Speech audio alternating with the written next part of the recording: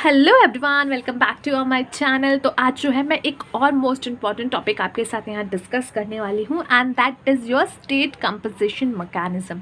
ये एक आपका बहुत इंपॉर्टेंट टॉपिक है अगर आप जीएसटी की बात करते हैं तो। और साथ ही साथ ये टॉपिक इतना इंपॉर्टेंट है कि यहाँ पे आपका 5 to 10 मार्क्स का एक शॉर्ट नोट, नॉट 10 मार्क्स का बट 5 मार्क्स का एक शॉर्ट नोट आपको एग्जाम में दिख सकता है। So let's start the topic शुरू करें उससे पहले इसका थोड़ा कॉन्सेप्ट समझ लेते हैं। देखिए, जब जीएसटी आने वाला था तो सारी सरकारें, ठीक है, एक थी हमारी मोदी जी की सरकार जो कि जीएसटी को इम्प्लीमेंट करना चाहती थी जल्द से जल्द, और दूसरी जगह थी आपकी बहुत सारी स्टेट की सरकारें, ठीक है, जहाँ पे आपकी कांग्रेस की सरकार थी, जहाँ पे आपकी जो है केजरीवाल जी की थी और भी बहुत सारी ममता दीदी की थी। तो इन सब की जो है अलग अलग आपकी स्टेट में गवर्नमेंट थी। मोदी जी कह रहे थे कि हम जो है जीएसटी लाएंगे, लेकिन यहाँ पे कहा जा रहा था कि ये गब्बर सिंह टैक्स है, ये नहीं आना चाहिए।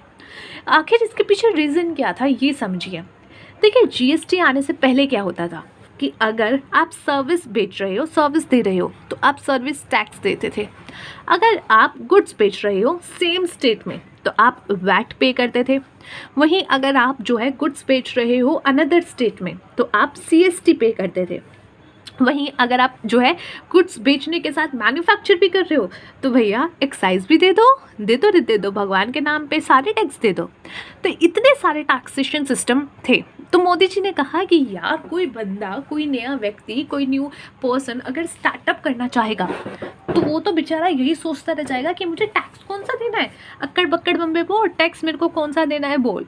और वो तो फिर सीए के चक्कर ही काटता रह जाएगा, प्रोफेशनल्स के चक्कर ही काटता रह जाएगा। तो इसीलिए मोदी जी ने कहा कि सब हटाओ, सिर्फ जीएसटी लाओ। सर्विस बेच रहे हो जीएसटी दो, गुड्स बेच रहे हो जीएसटी दो, अपना जो है आप कुछ और बेच रहे हो या फिर मैन्युफैक्चर कर रहे हो जीएसटी दो, डजेंट मैटर, कुछ भी करो जीएसटी दो।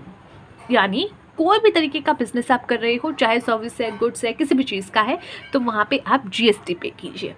अब लोगों को लगा यार सिंपल तो है, बट यहाँ पे स्टेट का नज़रिया आप समझिए।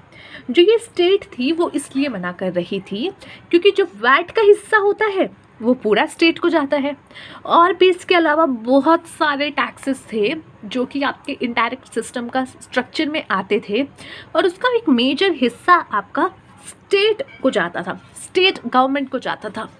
अब स्टेट गवर्नमेंट को थोड़ा सा तो बुरा लगेगा। लेट सपोज आपको पहले जो है आपको किसी जगह से कुछ इनकम मिल रही थी, अब वहीं पे कुछ लोग आ गए कह रहे यार इस सिस्टम को थोड़ा सिंपल करते हैं, वो तो आपको तो अपने नज़रिए से लगेगा ना कि यार मेरी इनकम कम हो जाएगी। तो आप अपने नज़रिए से सोच रहे हो, मोदी जी पूरा इंडिया के नज़रिए से सोच रहे थे कि भाई टैक्सेशन सिस्टम सिंपल होगा तो लोग काम करने में ज़्यादा जो है समझ पाएंगे, और साथ ही साथ ईजी हो पाएगा बिजनेसमैन्स के लिए भी कि वो अच्छे से समझ पाएँ पूरा स्ट्रक्चर। तो यहाँ पे उस चीज़ को थोड़ा ध्यान में रखा गया। तो अब यहाँ पे भाई इम्प्लीमेंट तो करना ही करना था क्योंकि उनके पास पूरा अधिकार था। तो यहाँ पे सबको मिला जुला कर उनकी राय पूछी गई। तो यहाँ इन्होंने कहा, सीधा सीधा बोला कि भाई देखो ऐसी बात है कि जो टैक्सेशन आप हटा रहे हो ना उसमें अधिकतर हिस्सा हमारा है और आपका कम है। तो यानी कि हमारा जो रेवेन्यू है वो कम हो जाएगा, क्योंकि जीएसटी में आपके 4 तरीके के टैक्स होते हैं। आईजीएसटी जिसका हिस्सा जाता है सेंट्रल गवर्नमेंट को, ठीक है, सीजीएसटी या फिर कह लीजिए सीजीएसटी या फिर आप कह लीजिए एक सेकेंड ना, सीजीएसटी जो है ये आपका सेंट्रल को जाता था। नेक्स्ट इज एसटीजीएसटी एंड यूटीजीएसटी जिसका हिस्सा आपका स्टेट को जाता था। और जो हिस्सा आपका आईजीएसटी का जो हिस्सा आपका सेंट्रल गवर्नमेंट को जाता है उसका आधा हिस्सा उस स्टेट को जाता था जिस स्टेट में सेल की जा रही है। आईजीएसटी कब लगता है? जब एक स्टेट से दूसरे स्टेट में सेल की जा रही हो। तो जिस स्टेट में सेल की जा रही होती थी उसका आधा हिस्सा वहाँ देते थे। तो ये कॉन्सेप्ट जो है स्टेट गवर्नमेंट्स को पता चला कि भाई एक तरीके से देखा जाए तो आधा हिस्सा मिलेगा, और जिस स्टेट में सेल हो रही है उस स्टेट को टैक्स मिलेगा, क्योंकि इसको कहा गया है डेस्टिनेशन टैक्सेशन। डेस्टिनेशन आपका बेस है ये जीएसटी। तो अब यहाँ पे स्टेट गवर्नमेंट्स को लगा कि यार अपना तो यहाँ पे जो है थोड़ा सा खाली हो जाएगा, हमारा रेवेन्यू कम हो जाएगा। तो यहाँ पे एक कह सकते हो कि आपका एक्ट लाया गया जिसमें बोला गया कि हम एक एक्ट और ला रहे हैं जो कि है the goods and service tax compensation to state bill. ठीक है, ये एक बिल था 2017 में लाया गया और ये इसीलिए इंट्रोड्यूस किया गया कि देखो हम ये बिल इंट्रोड्यूस कर रहे हैं और हम आपको सुनिश्चित करते हैं कि यदि जो टैक्स आपको अभी मिल रहा है बिफोर जीएसटी इम्प्लीमेंट होने से पहले जो आपको टैक्स मिल रहा है, हम इंश्योर करेंगे कि आने वाले 5 साल तक आपको उतना ही टैक्स मिले। अगर आपके पास टैक्सेशन या फिर कह लीजिए सेल कम हुई है और आपका रिवेन्यू कम आया है जितना आपको जीएसटी आने से पहले आ रहा था, तो हम आपको कंपनसेट करेंगे, जो डिफरेंस होगा हम आपको कंपनसेट कर देंगे। इसीलिए आप कई बार सुनते होंगे कि जो है कुछ जब पॉलिटिकल सिचुएशंस आती हैं तो स्टेट के चीफ मिनिस्टर फाइनेंस को लेकर के जो उनके अथॉरिटीज़ होते हैं उनके सरकार में, वो ये स्टेटमेंट देते हैं कि मोदी जी पैसा नहीं दे रहे, सेंट्रल पैसा नहीं दे रही या सेंट्रल जीएसटी का पैसा नहीं दे रही, वो इसी वजह से कहते हैं। ठीक है, तो यहाँ पे अब ये बात सोची गई।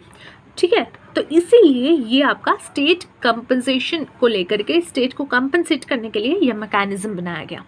अब देखो, ये गुड्स एंड सर्विस टैक्स जो कि आपका कंपनसेशन टू स्टेट बिल है 2017 में आया, जो कि लोकसभा में इंट्रोड्यूस किया गया 27 मार्च 2017 को। तो ऐसा नहीं है कि जीएसटी इंप्लीमेंट कर दिया उसके बाद सोच रहे हैं, नहीं, जीएसटी इंप्लीमेंट करने से पहले ही ये सब चीज़ों पे डिस्कशन हुआ था, सोचा गया था, किया गया था। तो अगर कल को कोई आपको ये कहना चाहे कि भाई जो है ये एकदम से जल्दबाजी में इम्प्लीमेंटेशन हुई है, तो कोई भी टैक्सेशन सिस्टम जल्दबाजी में इम्प्लीमेंट नहीं किया जाता, ध्यान रखिएगा।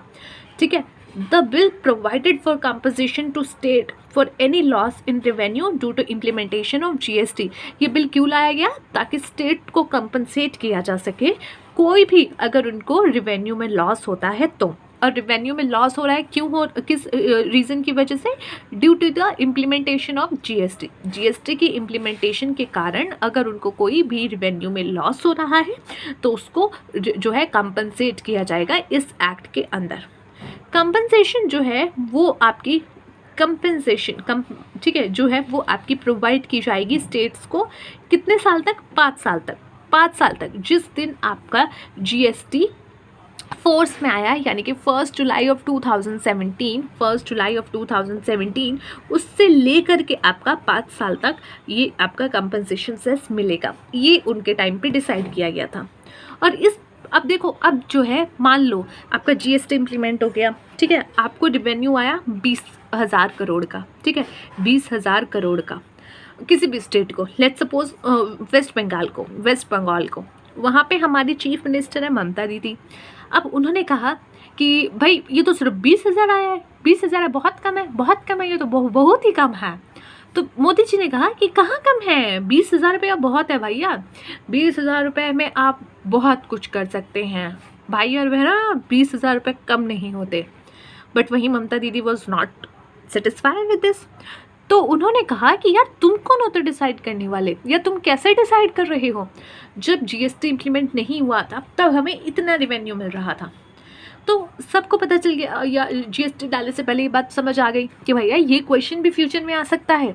तो इसीलिए उन्होंने क्या कहा कि हम कैसे पता चलेगा कि इस बार जो आपको रिवेन्यू मिला है, जीएसटी में जो आपको रिवेन्यू मिला है, क्या वो इनफ है या फिर उसमें आपका लॉस हुआ है। तो इस चीज़ को जानने के लिए एक बेस ईयर लिया गया, यानी 2015 से 16 स्टेट को कितना रिवेन्यू मिला था उसको बेस ईयर बना लिया गया। जैसे कि किसी स्टेट को मिला होगा 15,000 करोड़ रुपया, ठीक है, तो इसको बेस ईयर बना लिया 15-16 में। ठीक है, तो वहाँ पे हर साल आप ये सोचिए कि हर साल 14% का उसमें जो है आपका ग्रोथ होगा। ये आप सोच करके चलिए, क्योंकि महंगाई बढ़ रही है, लोग काम बढ़ा रहे हैं, इकोनॉमी बढ़ रही है, तो हम ये सोच करके चलेंगे कि मतलब ये इन्होंने ये डिसाइड किया कि हम जो है ये सोच के चलेंगे कि 14% पर एनम का जो है हम अज्यूम कर रहे हैं कि हर साल एक आपका ग्रोथ होगा। तो ये बात समझी गई। तो यानी कि 15-16 में बेस ईयर में आपका 15,000 करोड़ था, और उसके बाद जब ये 16-17 में आया तो इसका 14% पर एनम बढ़ा दीजिए, और फिर आप देखिए कितना बनता है। जितना भी बनता है क्या वो इस साल की मिली हुई रेवेन्यू से कम है तो चुप होके बैठ जाओ, और ज़्यादा है यानी कि लेट सपोज इसका जो है आपका 14% पर एनम करके, let suppose just for suppose 15,500 आपका करोड़ रुपए बनता है, और आपको जो रिवेन्यू मिला है वो मिला है सिर्फ 14,000 करोड़ रुपए, तो यानी कि 1,500 करोड़ रुपए आपको कम मिला है, तो उसमें आपको कंपनसेशन देगी आपकी गवर्नमेंट, स्टेट गवर्नमेंट, या इस एक्ट के तहत। तो ये या फिर एक्ट के तहत जो है आपको वो कंपनसेशन मिलेगा। इसी तरीके से नेक्स्ट ईयर भी आपका जो है जो भी बनेगा उसका 14% पर एनम और ऐड ऑन कर दीजिए, ठीक है। मतलब ये बेस ईयर का 14% ऐड ऑन करते रहिए, और उस पर जो भी आपका बन रहा है क्या वो एक्चुअल रिवेन्यू से कम है या एक्चुअल रिवेन्यू से ज़्यादा है, वहाँ पर आप चेक कर लीजिए।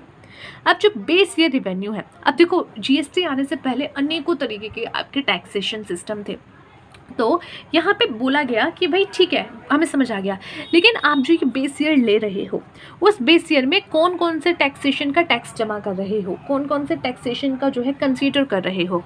तो बोला गया हम वैट कंसीडर करेंगे, हम सीएसटी कंसीडर करेंगे, हम एंट्री टैक्स कंसीडर करेंगे, हम ऑक्ट्रॉय कंसीडर करेंगे, हम लोकल बॉडी के टैक्सेस कंसीडर करेंगे, हम टैक्सेस ऑन लग्जरी कंसीडर करेंगे, टैक्स ऑन आपका एडवर्टीजमेंट कंसीडर करेंगे, ठीक है, ये सब हम कंसीडर करेंगे।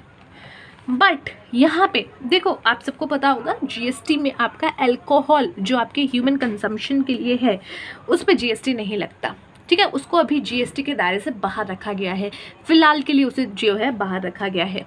वहीं पेट्रोलियम में भी जो है पेट्रोलियम प्रोडक्ट्स कुछ ऐसे हैं जिनमें आपका जीएसटी नहीं लगता, और इसलिए यहाँ पे जो आपका बेस ईयर है यानी कि जो 15-16 है उसमें जो भी रिवेन्यू आया होगा उसमें से पेट्रोल के हिस्से को हटा दिया जाएगा, यानी उसमें पेट्रोल के से आने वाले रिवेन्यू को कंसीडर नहीं किया जाएगा, और ना ही अल्कोहल से रिलेटेड जो टैक्सेशन उस टाइम पे आया था उसको कंसीडर किया जाएगा। क्यों? क्योंकि आज भी उस पर जीएसटी इम्प्लीमेंट नहीं किया गया, इसीलिए उसको जो है उस दायरे से बाहर रखा गया, कैलकुलेशन से ही बाहर रख दिया गया, क्योंकि उसका जो स्टेटस है वो पहले भी सेम था और अभी भी सेम है, इसीलिए उसको हटा दिया गया यानी कि उसको नहीं कैलकुलेशन में लिया गया।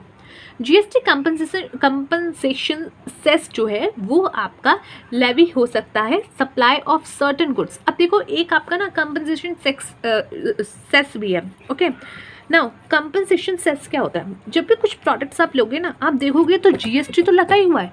जैसे कि मैं आपको रिसेंट एग्जांपल देती हूँ, ठीक है, रिसेंट आपको क्या एग्जांपल, सॉरी एक एग्जांपल देती हूँ। एक व्यक्ति ने गाड़ी ली, ठीक है, गाड़ी ली। अब ये गाड़ी बहुत महंगी है, तो जब आप गाड़ी ले सकते हो, इस गाड़ी का प्राइस था 34 लाख रुपीज़, ओके। इस पे टैक्स लग गया, आपका जो भी टैक्स रेट था जीएसटी का, और प्लस इस पे जो है एक कंपनसेशन सेस भी लगा, जो कि एक अब देखो कंपनसेशन आपको पे करना है स्टेट को, अपनी जेब से थोड़ी ना करेगी गवर्नमेंट, सेंट्रल गवर्नमेंट अपनी जेब से थोड़ी ना सारा पैसा देगी या पैसा देगी, उनके पास खुद भी तो पैसा होना चाहिए सारी चीज़ों के लिए। तो इसीलिए क्या किया गया, एक एक्स्ट्रा सेस वसूला गया लोगों से, जो कि कुछ पर्टिकुलर प्रोडक्ट्स पे लगाया गया। कुछ पर्टिकुलर प्रोडक्ट्स पे जो है आपका कंपनसेशन सेस कलेक्ट किया गया ताकि उसका यूज़ किया जा सके ये कंपनसेशन देने में, जो कि स्टेट को आपने कंपनसेशन देना है। तो इसीलिए कुछ सेस जो है वो लेवी किए गए कुछ सर्टेन गुड्स एंड सर्विसेज पे, जो कि आपकी जीएसटी काउंसिल ने रिकमेंड किए थे। GST council, I hope you understood क्या होता है, हमने ऑलरेडी वीडियो कर ली है।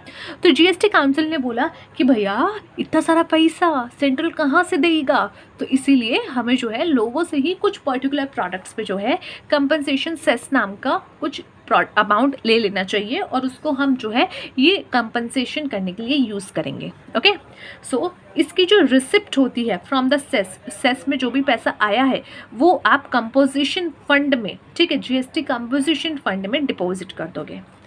नेक्स्ट इज कंपनसेशन फंड में, सॉरी ये कंपोजिशन ये कंपनसेशन फंड है। The receipt will be used, अब ये रिसिप्ट क्या किस चीज़ के लिए यूज़ किया जाएगा, कंपनसेट करने के लिए स्टेट्स को जो भी लॉस उनका हुआ है उसमें उनको कंपनसेट करने के लिए पैसा दिया जाएगा।